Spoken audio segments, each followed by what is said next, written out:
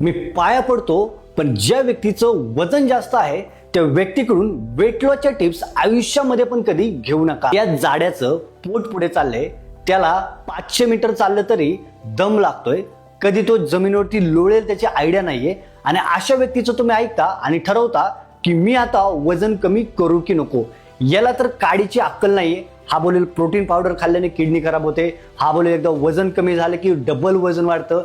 मी एकदा कधीतरी कुठला तरी प्रोटीन शेक यूज केला होता, त्याने वजन तर कमी झालं, पण बंद केल्यानंतर माझं डबल वजन वाढलं. अरे जाड्या, वजन कमी करत असताना तू डाएट फॉलो केला होता, वर्कआउट फॉलो केला होता, तू एक रुटीन पाळलं होतं, आणि जसं तू वजन कमी झालं तसा परत गावात सोडलेल्या पोळासारखा परत खायला सुरुवात केली, आणि तू लोकांना सांगतोय की वजन कमी करत असताना हे करू नका, ते करू नका. तुला स्वतःच वजन मेंटेन ठेवता येत नाही, तू कशावर लोकांना अक्कल शिकवतो की काय करायचं आणि काय नाहीये. पण खरं सांगू का, याच्यामध्ये त्या जाड्याची चूकच नाहीये.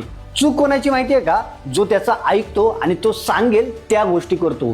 त्याच्यामुळे आयुष्यामध्ये काहीही करा, पण जाड्या व्यक्तीकडून फिटनेसच्या टिप्स आयुष्यामध्ये कधी घेऊ नका, आणि जो व्यक्ती जाड आहे त्या व्यक्तीचं कधी ऐकूही नका. कारण याच्या आयुष्यामध्ये डिसिप्लिन, कन्सिस्टन्सी आणि मेहनत या 3 गोष्टी कधीच येणार नाहीये, आणि तो व्यक्ती तुम्हाला पण त्याचा सारखाच बनवायचा नेहमी प्रयत्न करणार आहे. त्यामुळे नका करू रे, नका करू. जाड्याकडून नका ऐकू. काय मला कंटाळा आलाय तुम्हाला हे सगळं नेहमी सांगून.